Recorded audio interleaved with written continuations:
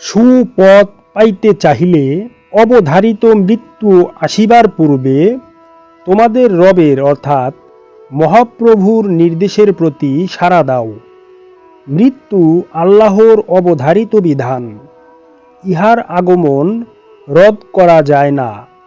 ইহা যেমন অস্বীকার করা যায় না, তেমনি ইহা এড়াইয়া যাইবার মতো কোনো আশ্রয় আর থাকে না।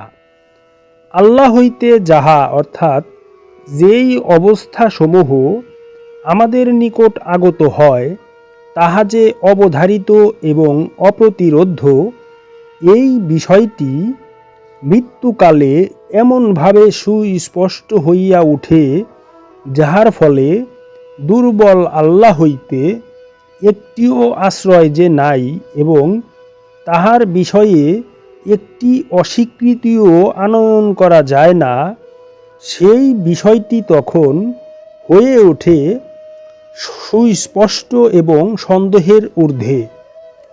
মৃত্যুর সময় কর্মফল অনুযায়ী পরবর্তী জীবনের অবস্থান নির্ধারিত হয়ে যায়। অতএব মৃত্যুর পূর্বেই সঠিক পথ গ্রহণ করিতে হইবে